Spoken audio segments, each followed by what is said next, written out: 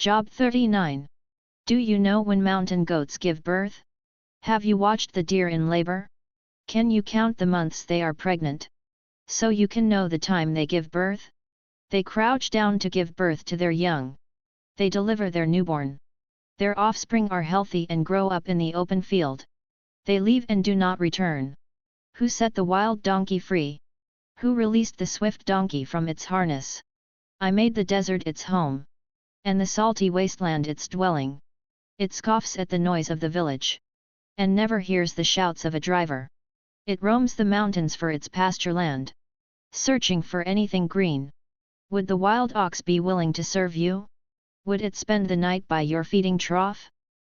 Can you hold the wild ox to a furrow by its harness? Will it plow the valleys behind you?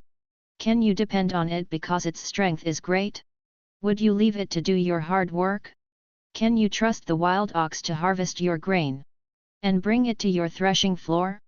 The wings of the ostrich flap joyfully. But are her feathers and plumage like the stork's?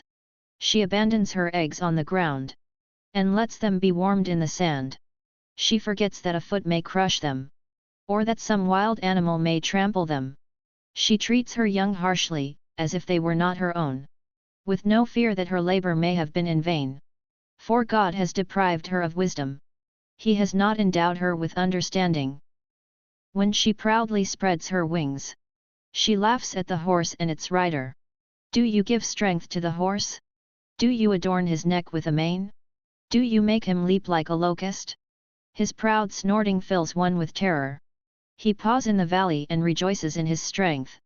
He charges into battle. He laughs at fear, since he is afraid of nothing. He does not run from the sword. A quiver rattles at his side, along with a flashing spear and a javelin. He charges ahead with trembling rage. He cannot stand still at the sound of the ram's horn. When the ram's horn blasts, he snorts defiantly. He smells the battle from a distance. He hears the officers' shouts and the battle cry. Does the hawk take flight by your understanding, and spread its wings to the south? Does the eagle soar at your command, and make its nest on high? It lives on a cliff where it spends the night. Its stronghold is on a rocky crag. From there it searches for prey. Its eyes penetrate the distance. Its brood gulps down blood. And where the slain are, it is there.